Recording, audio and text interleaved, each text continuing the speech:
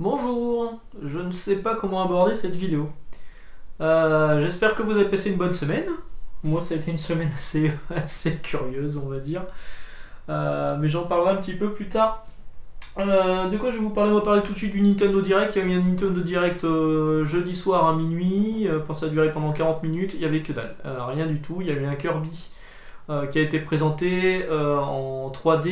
Et j'ai eu la réflexion, parce que j'en discutais avec Yannick, que ce qui était bien, c'est que sur PS5, on nous laissait le choix entre le mode graphisme, le beau graphisme 4K, et le mode fluidité, hein, pour que ça tourne en 60 FPS. Et bien sur Switch, avec ce Kirby, on avait à la fois ça armait et c'était moche.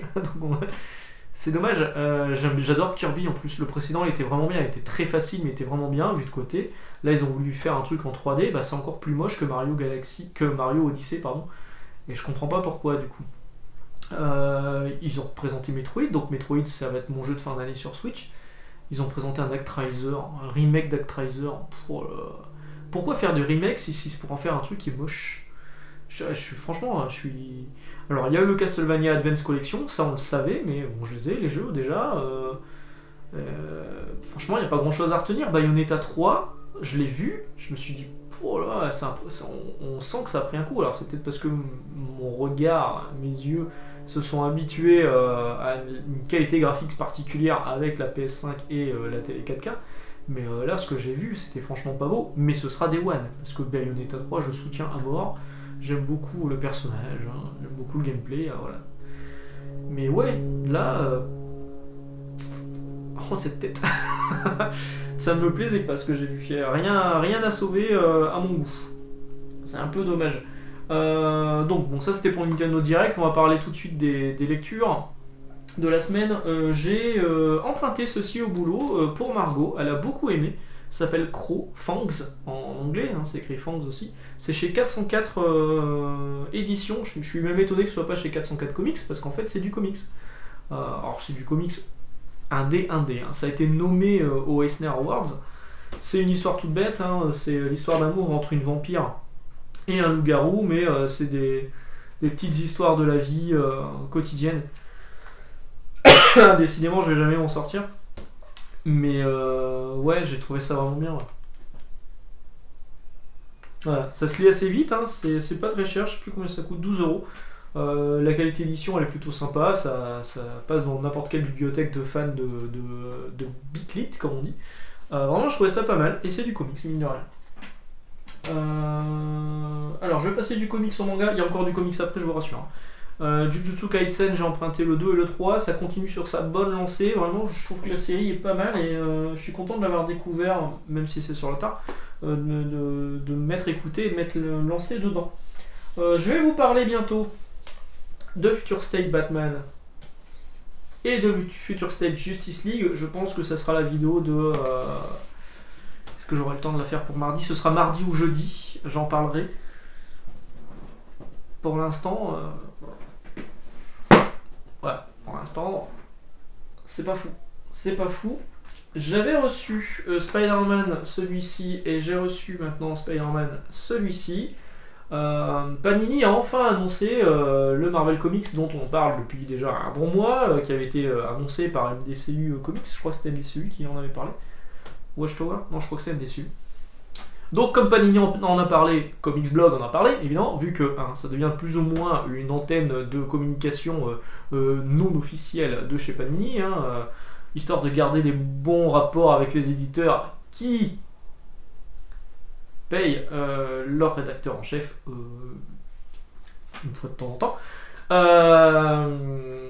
Pas par rapport au fait que les articles sont achetés, c'est juste qu'il écrit pour Panini, donc il y a un moment, il y a une frontière qui est un peu limite. Et donc ils ont annoncé chez Panini que Marvel Comics arrivait en début d'année prochaine, chose qu'on savait déjà. Ce qu'on savait moins, c'était la pagination, je crois que c'est 172 pages, 8 épisodes. Alors en fait c'est 7 épisodes et demi. C'est 7 épisodes plus un épisode qui est un peu oversize. Par exemple sur celui-ci, l'épisode oversize c'est King's Ransom, voilà, qui sera dans le premier numéro de Marvel Comics. On en reparlera à ce moment-là, de Marvel Comics, compte sur moi pour en parler. Parce que franchement, je l'ai dit la dernière fois, mais je l'ai dit cette semaine d'ailleurs, à partir de janvier, n'importe quel fascicule, c'est 16 euros, quoi. Et les mecs citent Strange pour dire on revient sur la formule Strange. Non. Puis à chaque fois, c'est la formule plébiscitée par les fans. Non, pas plébiscité, c'est dur à dire, comme Tatouf Métouf ou tu glousses du nom. Pas plébiscité par les fans, mais juste parce que les gens n'ont pas le choix. Les gens qui achetaient du kiosque, s'ils veulent continuer ce qui se rapproche le plus du kiosque, donc les fascicules en librairie, maintenant c'est 16€. Hein. Faut arrêter les blagues. Et encore une fois, bon, j'arrête parce que je vais m'énerver. Arrête là, je vais m'énerver. Il faut que je lise ça, Blitzwendry, le trait Blitzwendry Sci Comics. Le trait me rappelle énormément Olivier Coipel. Et ça a l'air plutôt intéressant. La qualité d'édition elle est cool, hein, vous voyez, ça brille et tout.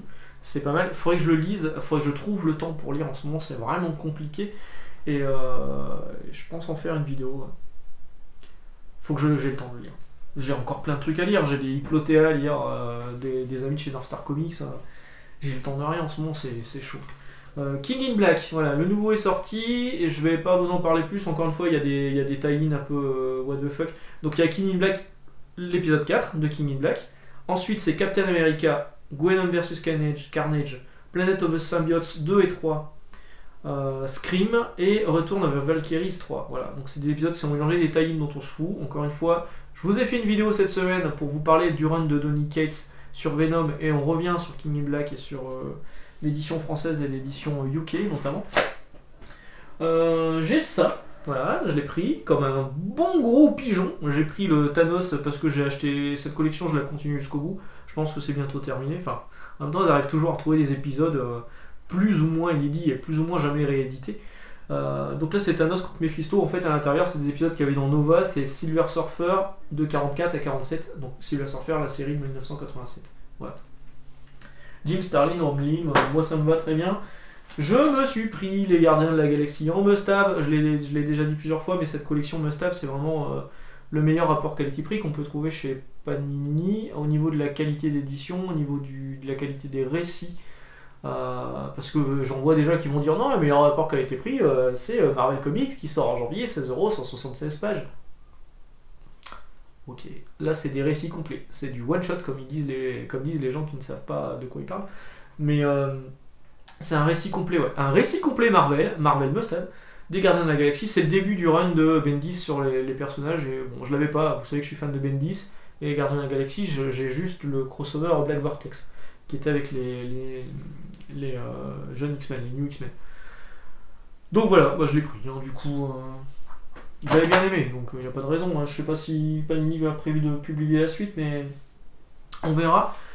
J'en ai terminé pour les discussions un peu geek aujourd'hui. Je vais vous parler de la découverte que j'ai faite cette semaine, que sur Twitter, il fallait pas chatouiller les lecteurs de manga et les influenceurs surtout.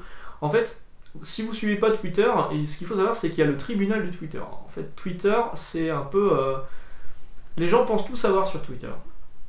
Et que leur opinion est celle qui prévaut. Hein, que c'est sur Twitter que ça se passe, alors que pas du tout.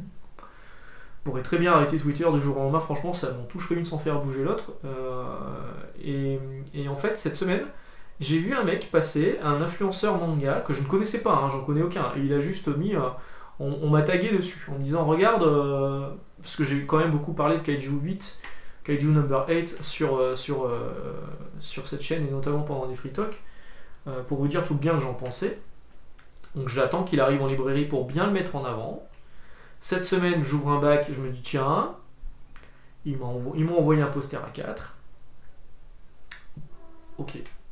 Et là, qu'est-ce que je vois chez un influenceur dont le seul mérite est de parler de manga et dans sa chambre pour montrer, derrière, il y a comme moi, hein, en fait, il fait pareil, hein, c'est la même chose. Il y a des Billy, il y a des mangas dedans. Et puis il est dessinateur amateur. Donc j'ai dit, je trouve ça pas normal parce que le mec a reçu quand même un gros kit, une grosse PLV. Pour rappel, PLV c'est pour publicité lieu de vente. Il y a quand même fallu que j'explique à des gens sur Twitter. Il y en a un qui m'avait dit un PLV, et j'ai fait non, on dit une PLV. Et il m'a dit... il a regardé du coup et il fait ah ouais d'accord, c'est pour publicité lieu de vente. Il m'a dit je pensais que c'était le nom du carton. Non, c'est pour publicité lieu de vente. Le lieu de vente c'est la librairie, c'est pas la chambre de l'influenceur ou son bureau ou quoi que ce soit. Hein. Du coup, j'en ai moi, des PLV, j'en ai ici, hein, mais c'est des PLV qui ont été utilisés en magasin, que j'ai pu récupérer par la suite ou que des gens m'ont donné. Mais d'ailleurs, je remercie, hein, parce que quand j'ai commencé à dire je trouve pas ça normal que ce genre de publicité sur le lieu de vente de PLV se retrouve dans la chambre de quelqu'un, dans le bureau de quelqu'un, avant de passer quand nous, en librairie, qui sommes les gens qui poussons et mettons en avant les mangas et les comics, etc., on a juste un poster A4. À un moment, il y a une différence de traitement que je trouve anormale. Voilà, c'est ce que j'ai dit, en fait. Bon, l'influenceur a tout de suite très mal pris la chose, alors qu'il aurait suffi qu'il me dise oui, je comprends un petit peu, effectivement, il y a peut-être des inégalités, voilà. Ouais, profil bas, tout va bien, aucun souci. Non, non, il est monté sur ses grands chevaux en disant qu'il faisait partie de la chaîne de distribution, machin. Pas du tout. Mais pas du tout. Mais qu'est-ce qu'il apporte au final dans la vie du manga? Il en parle dans une vidéo. En plus de ça, on m'a envoyé des screens. Quand il a fait ses photos avec la PLV et tout ça, il n'avait même pas lu le manga, il l'a lu après. Et le regard qui veut tout dire. Et moi, je l'ai lu le manga. On a parfois des services presse, je l'ai lu en service presse, je l'ai lu, je l'ai trouvé vraiment bien, j'ai poussé les quantités, voilà. Et à quel moment il fait partie de la chaîne de vie du manga? Je veux dire, le manga a aucun, il fait pas partie de la fabrication, il n'est pas éditeur, il n'est pas libraire, c'est pas chez lui que l'argent va rentrer.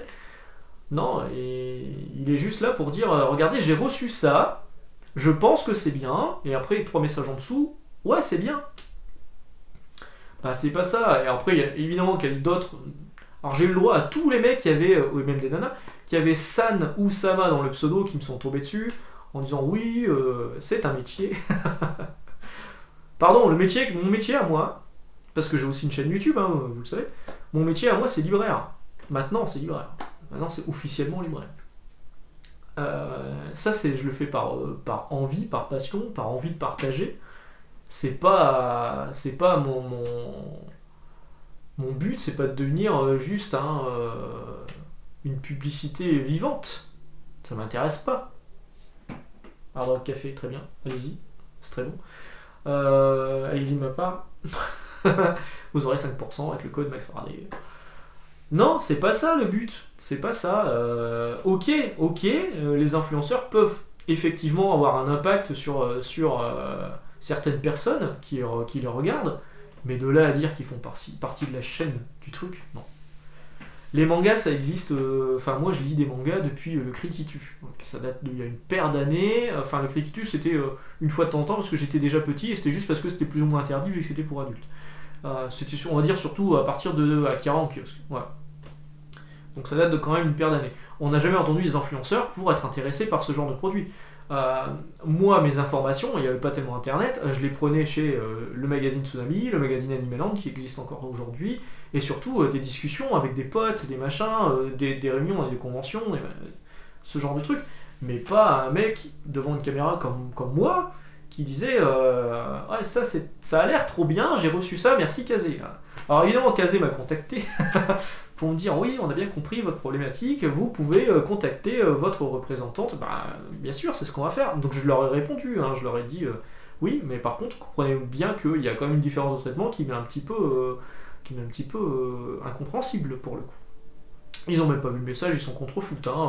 Par contre, il y a un autre éditeur qui a décidé de faire bouger un peu les choses, et là je le remercie, c'est Sullivan Rouault de iComics et Mangetsu, qui a décidé de faire une espèce de table ronde virtuelle avec des influenceurs, dont une de celles qui m'avait sauté dessus directement. En plus de ça, enfin moi j'ai rien contre ces gens-là, mais à partir du moment où tu ramènes des trucs, essaie d'avoir le cul propre quand même, parce que il y a quand même des gens qui ont sorti des dossiers de ouf sur la personne. Ouais, il y a un moment. Faites profil bas, je veux dire. Moi aussi je fais profil bas par moment quand je fais une connerie, bah voilà, c'est tout. C'est pas une connerie de recevoir ce genre de truc, c'est juste que je trouve ça anormal. Et encore une fois, je ne m'en prenais pas aux influenceurs, je m'en prenais au système des éditeurs qui envoient ce genre de produit parce que il y a aussi Olivier Fallet qui fait partie de chez Kazé, je crois, qui a travaillé chez Animeland d'ailleurs à Rouen, qui m'a envoyé un message pour me dire ça va arriver, les PLV vont arriver en librairie la semaine prochaine. Bah d'accord. la semaine prochaine, on sera à même pas une semaine de la sortie du titre. Pour communiquer, c'est un peu tard. Surtout que là, nous, en plus, dans ma librairie actuellement, on a une opération Japon, ça aurait été parfait pour le mettre en avant. Mais je veux dire, je comprends pas en fait que ça arrive en priorité, enfin, surtout des publicités de lieux de vente, que ça arrive en priorité chez des influenceurs, plutôt que chez les gens qui travaillent les produits, qui les commandent, qui font confiance à l'éditeur, et cette confiance, elle est pas trahie, mais je veux dire, c'est caché sous le tapis, quoi. Voilà. Et moi, ça me dépasse. Ça me dépasse. Moi aussi, hein, je reçois des trucs, je reçois des SP. Le mec reçoit un SP, je le comprends, il n'y a pas de problème. Il reçoit un SP, il le lit, il en parle. Nickel. Moi, c'est ce que je fais. Le Bleed Vendrime que je vous ai présenté, c'est un SP qui vient de chez iComics. Il n'y a aucun problème là-dessus. Là, ce qui me posait problème, c'était les PLV.